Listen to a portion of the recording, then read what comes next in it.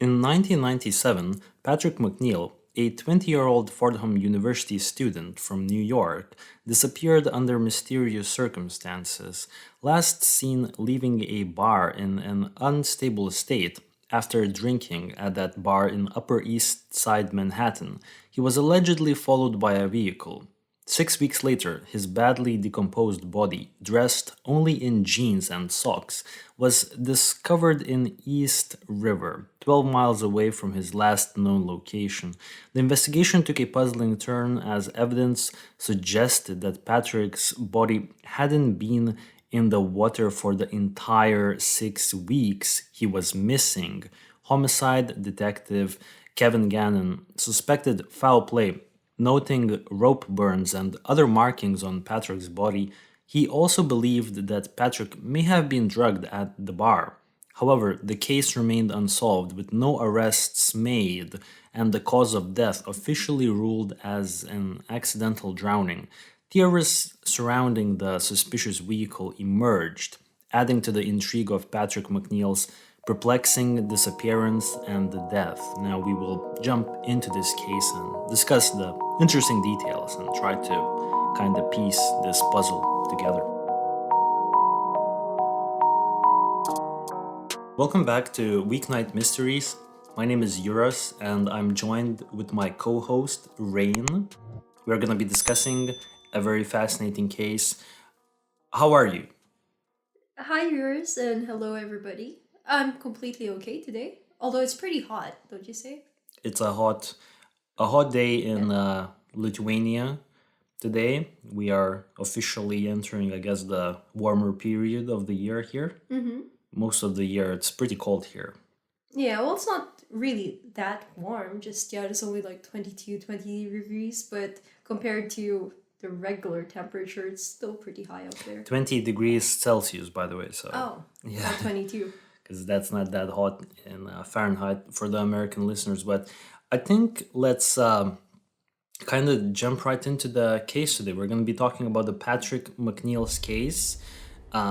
Once more, we're kind of following along with that whole smiley face killer theory. Because believe it or not, this Patrick McNeill's case from 1997 was the case that kind of inspired the whole smiley face murder theory to go down. This is victim zero. Oh, it was a trigger then.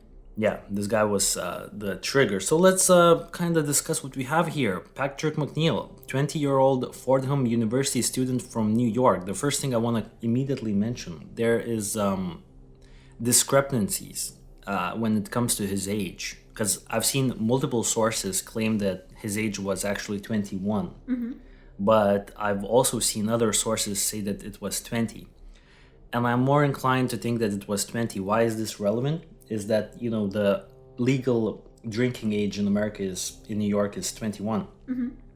So it's important for us because we need to determine whether or not Patrick McNeill was actually drinking underage on the night when he vanished. And I think he did because the bar owners actually got a fine.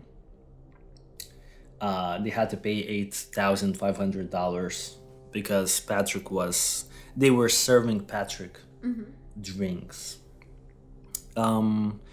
He's a Fordham University student from New York. He originally grew up slightly outside of New York City, but somewhere around that general vicinity. Disappeared on 1997, February 16th, which was a Sunday. On April 7th, which was a Thursday of the same year, Patrick's badly decomposed body, dressed only in his blue jeans and socks, was spotted face up in the East River near a Brooklyn pier, 12 miles away from his last known location. He was last seen leaving a bar in an unstable state, and he was apparently drinking underage at the bar. That's not good. It's not great. Now, he was followed allegedly by a vehicle soon after leaving the bar. And the people that were looking at him as he left the bar, because he was apparently stumbling around a little bit, he turned the corner And this vehicle, which was a van, also turned. And apparently, as he was stumbling out of the bar, the vehicle was also like stopping and then resuming once Patrick starts walking again. Interesting. Do you think it was connected or just a pure coincidence? In some way, it was connected, but obviously, we will kind of discuss whether it was connected in any foul play manner. Because I think the vehicle clearly was following Patrick, at least from the information that we can find online, but we don't really know whether or not the vehicle and the occupants of the vehicle had anything to do with Patrick's death. I guess that's the big question we have to answer. Yeah. So Patrick's case was proposed to be one of the first smiley face killer victims by retired New York City detectives Kevin Gannon and Anthony Duarte. Patrick himself, he was about 6 feet tall and weighed in at a well-toned 195 pounds. He was a good-looking, clean-cut, athletic guy, was studying accounting, but he wanted to join the FBI later on. Mcneill was a well-liked student and famous for going out of his way to help people. He was involved in at least a half dozen altruistic groups and related activities. However, there were 7 roommates sharing the Fordham campus suite that Patrick Mcneill lived in, and more than one of his roommates had openly professed to disliking the 21-year-old intensely. Well, it depends. Was he 20 or 21? We don't know. Criticizing him to his face and behind his back for being a womanizer, and complaining that he was always freeing himself, that he cared too much for his personal appearance and was obsessed with his academic status. Alright, anything you kind of want to reflect on, or should we move farther in?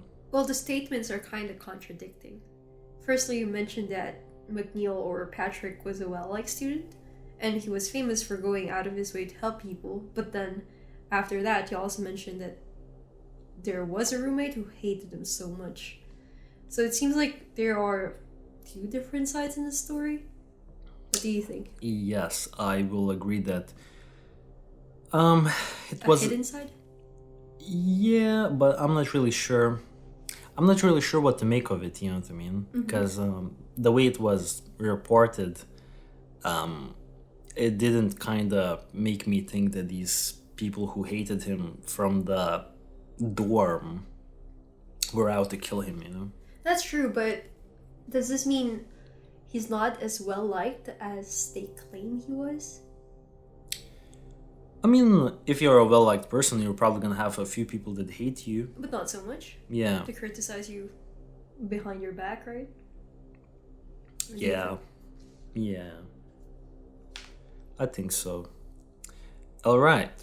Now, let's jump a little bit to the night in question. He was last observed on the evening of February 16th, 1997, at an uptown Manhattan bar called the Dapper Dog, where he'd been drinking with some of his peers. The Dapper Dog was a small pub that local university students would frequent on the weekends when school was in session. It was favored for its frat-like atmosphere, loud music, and free-flowing booze. After leaving the Dapper Dog pub, Patrick announced that he was headed for a nearby subway station to return to the Bronx campus. Now, really quickly, I want to kind of stop here to the Dapper Dog. It shut down soon after this incident. I'm not really sure if the Patrick Mcneill incident was the main reason for the pub to shut down. Well, they paid a massive fine. I mean, it's only $8,000, so maybe not that massive, but at the same time, it's pretty bad PR. And the backstory that I have on this pub, the Dapper Dog pub, is that apparently it already had been in trouble with law enforcement because they had a lot of noise complaints, and they had a lot of underage drinking where they didn't even check student IDs. Yeah. And another thing that I would like to mention, this pub actually had this, I don't know how to even call it, like activity or something like that, where one kind of popular student from the university would go and become a bartender for the day, so that that person would attract their friends to go to the pub and spend some more money there. That's a pretty smart marketing strategy, don't you think? It is, and that's actually one of the reasons why Patrick was even in the pub that day, because his good friend apparently was chosen to be the bartender for the night. So Patrick went there kind of because of that reason. Yeah. But one more thing before we go on, I heard that Mcneill family and Patrick's family actually sued the bar. Yeah, they sued the bar apparently for 20 million. So they sued the friend who was bartending, the bouncers, and the owner. Oh wow, they really went for it, huh? Yeah, because apparently Patrick already had a moment in the bathroom where he fell down, and he clearly shown signs of high intoxication. On the same night he disappeared. Yeah, on the same night, but they continued to serve him alcohol. Oh, typical. Well, I mean, it's a bad practice on the bar. Definitely, On the but bar it's a typical practice. Is it though? For bars? I mean, probably some more responsible bar owners would probably. Yeah, it's a bad practice for them for not checking the IDs, but isn't the regular process of bars like just give out booze? Yeah, I mean, if you're trying to make money, Yeah. Keep selling. keep selling as long as they're buying, Now, Patrick, when he left, he was observed lingering out front of the bar for a while. Allegedly, he was waiting there for a female friend who was still inside of the bar using the ladies' room. But when she failed to come out in a timely fashion, he then proceeded down the sidewalk alone, slowly navigating 2 city blocks until eventually he turned the corner at the 90th Street and disappeared into thin air. Some people said he was only a little bit drunk, and some people said that he was actually quite intoxicated. What do you think happened? Because you also mentioned that he was stumbling in the bathroom.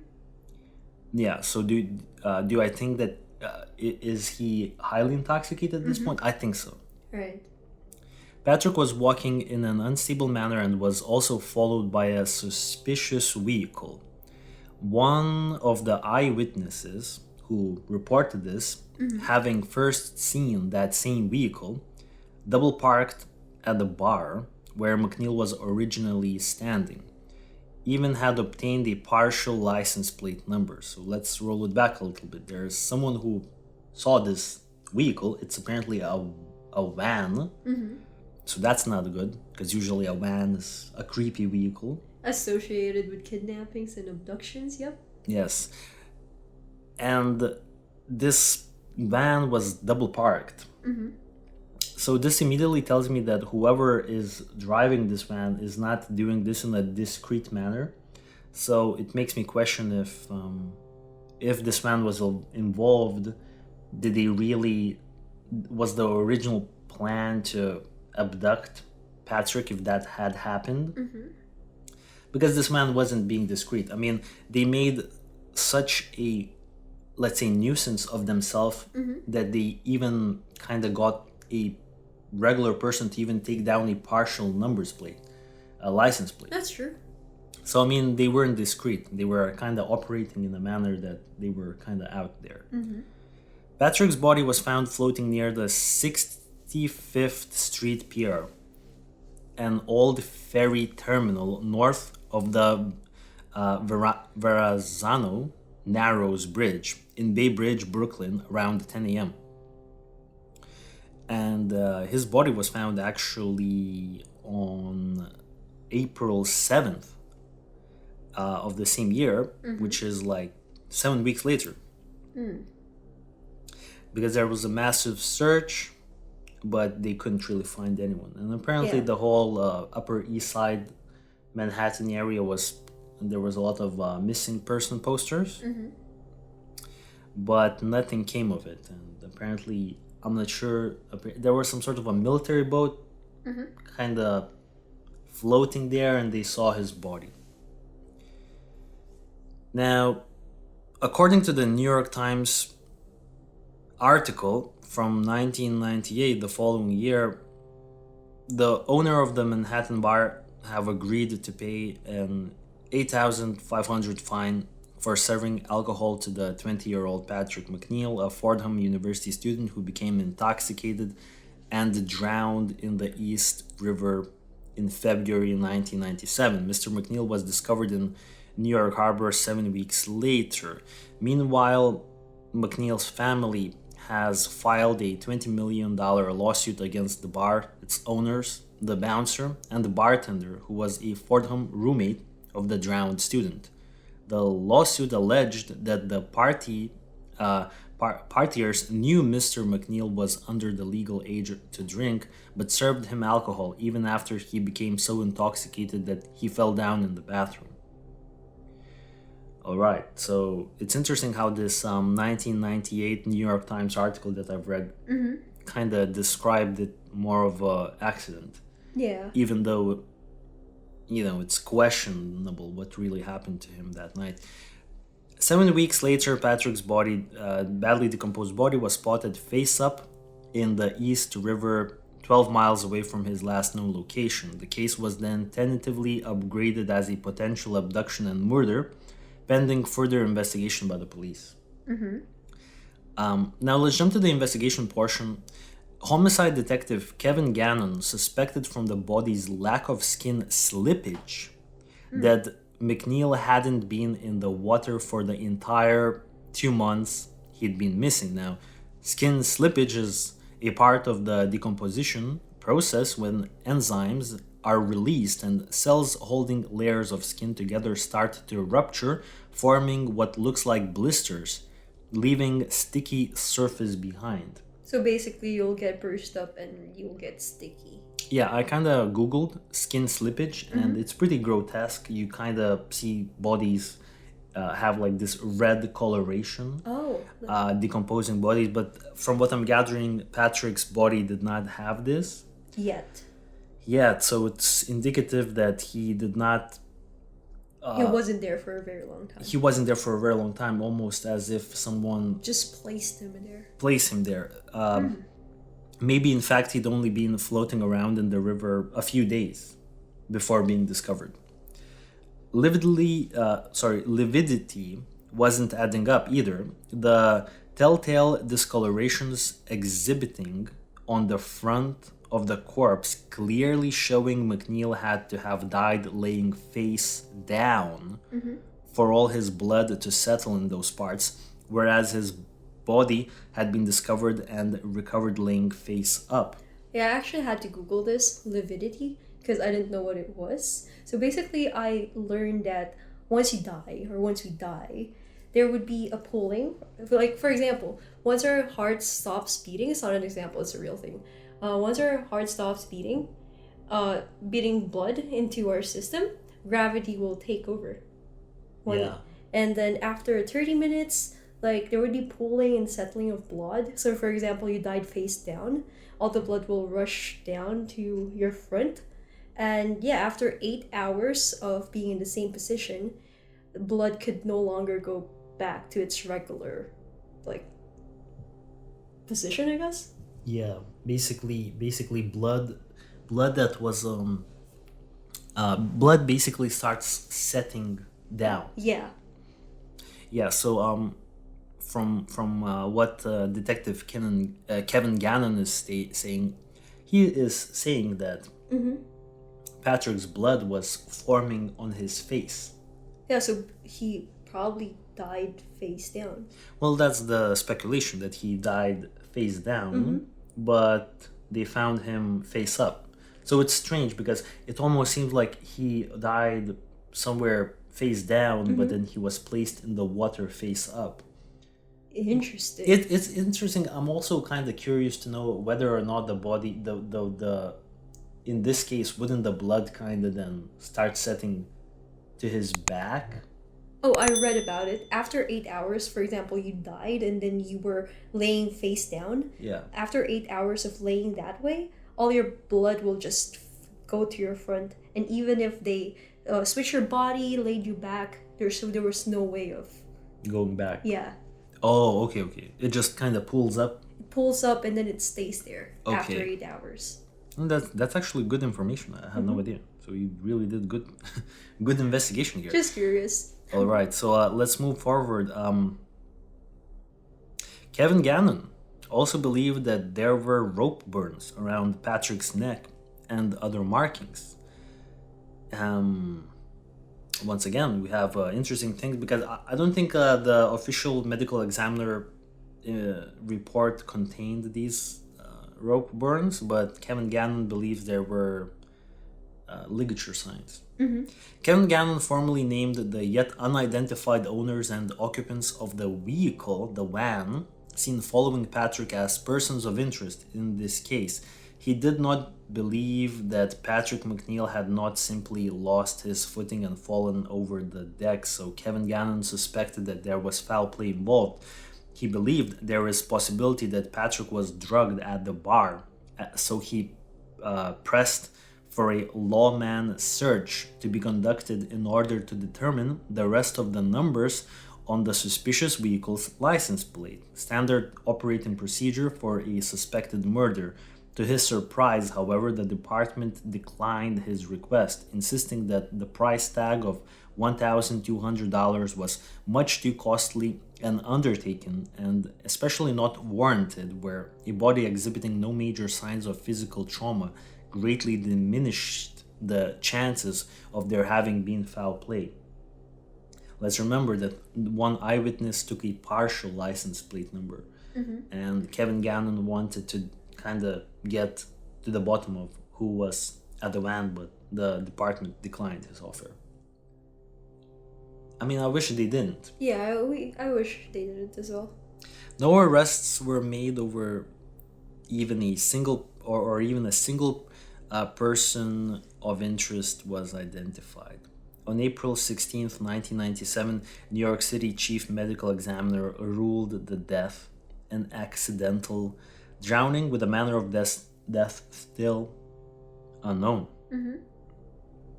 So this is basically what we have.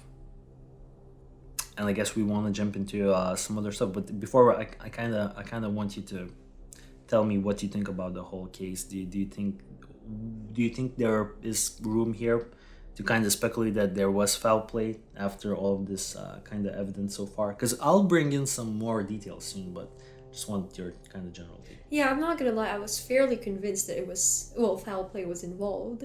But now thinking about it, could there be a possibility that he was so drunk he fell face down into the water, and then for some reason the current flipped his body up?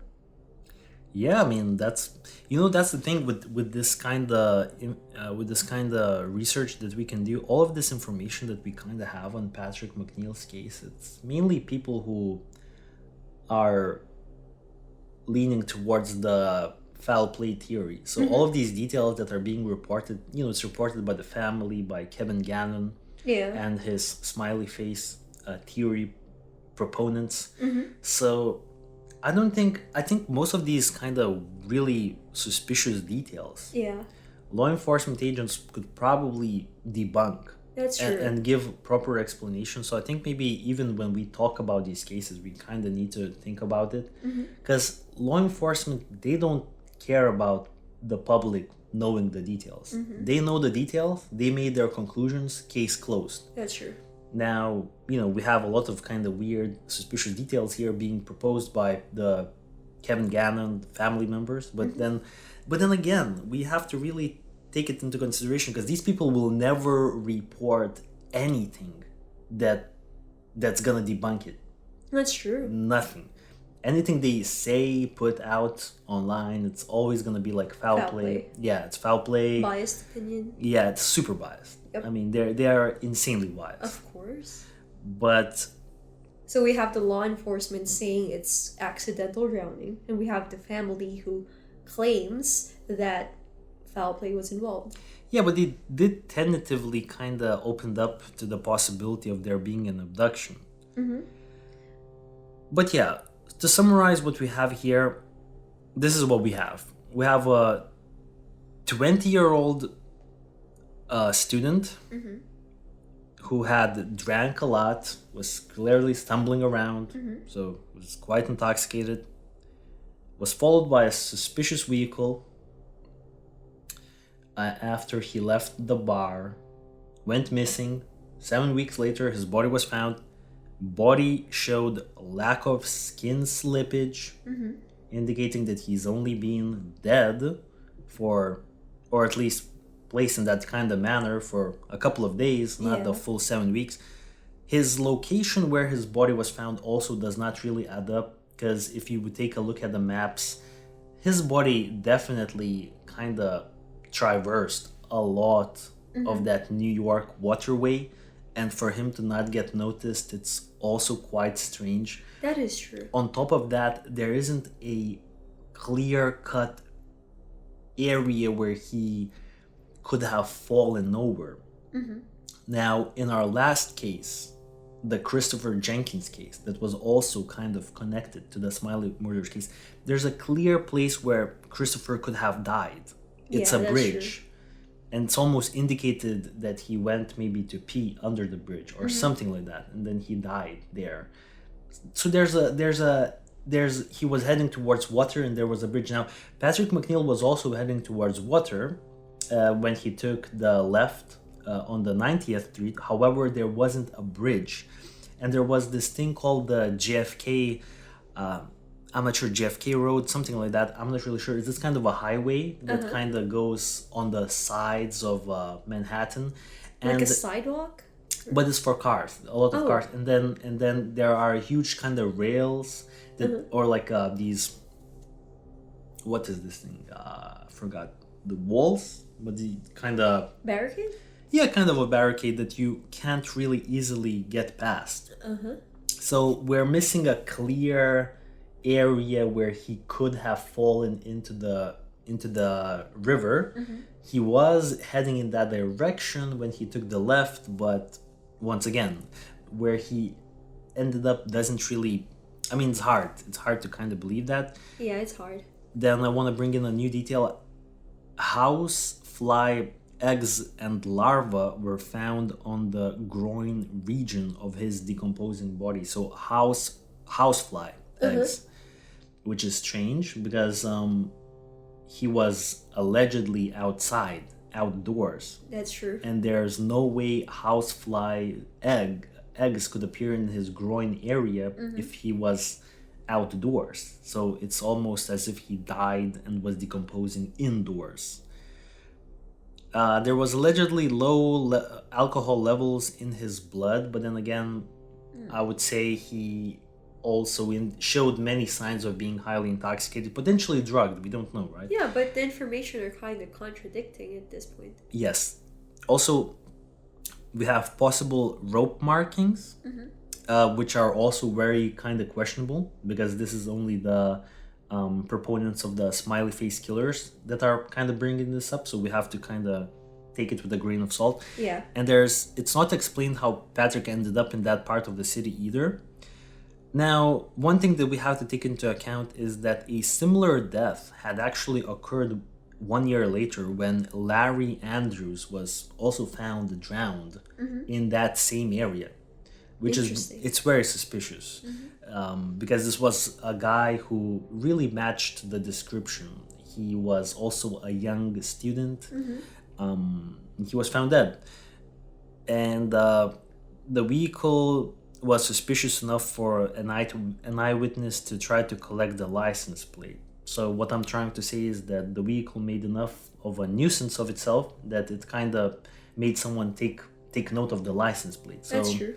So the vehicle plays a part, but once again, it was not operating in a discreet manner because it was clearly kind of double parked and things of that nature. So given all of this given all of these details right now, what do you think so far? So far regarding Patrick McNeill's death, would you kind of lean towards that accident, or maybe even potential suicide, or even foul play? I think it's definitely difficult to know what really happened in the case of Patrick because there are a lot of unanswered questions, a lot of contradicting answers, and inconsistencies with the evidence. But considering the rope marks, possible rope marks, the Yeah, manner, or at least the position he was found in, and the suspicious vehicle, yeah. I kinda am still leaning towards a foul play involved. In this case, right, foul play. Yeah, and abduction. Yeah. And forgot to tell houseflies as well. McNeill suffered no broken bones, no head trauma, or other physical injuries, a finding that makes foul play less likely. He also worked driving a school van for the Fordham campus in the Bronx to the Lincoln Center campus, I guess. And another thing is that, yeah, I mean, I will say that after kind of going over the details, and also there's some more information from Kevin Gannon, who believes that Patrick was abducted, held for an extended period of time, murdered, and then disposed of. Not only it suggested that it's near impossible for someone to walk from Patrick's last known location to the East River due to obstructions and a limited access expressway. Findings from his autopsy also suggest Patrick was bound and burned before ending up in the river. Apparently, let me quickly find this. Yeah, apparently we have information from Kevin Gannon that Patrick's body also suffered burn marks, as if he was tortured, but the medical examiner did not find these burn marks. This is interesting. This is interesting. I will say that from my point of view, I'm thinking that it's too hard to kind of make an assumption here for me, because I could see it either both ways, but I will say that it does make it like the information proposed by Kevin Gannon and his team does Make it seem like it's a strong indication of a foul play, right? yeah, they do kind of sell that idea pretty well. So I think there's definitely there's, I mean, I don't know what to make of it. I think it's strange. It is strange. There's a lot of strange details, and I guess that's what we wanted to bring on this case to the audience members. Yeah, but if it was a foul play, who do you think did it? Someone close to him, or probably a local gang or something? Just an assumption. I would say probably not his close people, because I don't think I mean, from what we know, he didn't really have a lot of enemies. Yeah. So probably no one that close. But as for the who actually had any involvement, do you think that the van plays a role in this case? At first, I was convinced, yeah, but then you mentioned that it was double parked. It seemed like it was either going about on its day, like a regular day for the van driver, or it was intentionally drawing attention. And with those in mind, it doesn't seem like it's involved.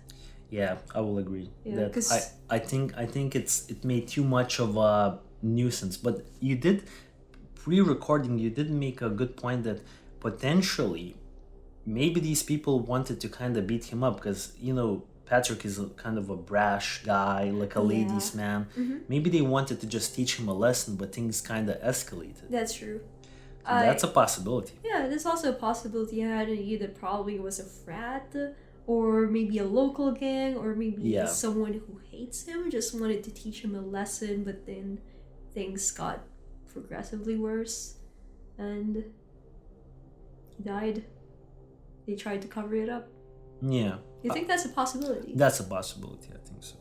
But I think we clearly are missing key details here. So after reading through everything, I will say that it's definitely a suspicious death. Definitely. And that's where I'm going to close it. I'm not going to say either way, because obviously we don't have all of the information, but I will say I'm very suspicious about this being an accident. Yeah, definitely. And I think this case deserves a second look by the law enforcement.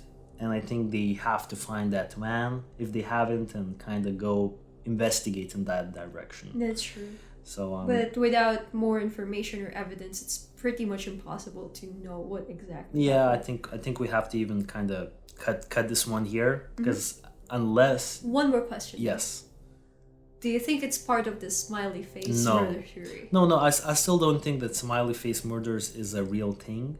I haven't really looked into it that much, but thinking about like how it is Patrick Mcneill's case and for say Chris Jenkins' case that we talked about last week, the man who died in 2002 near a body of water. Yeah, it was in Minnesota. I mean, do these people?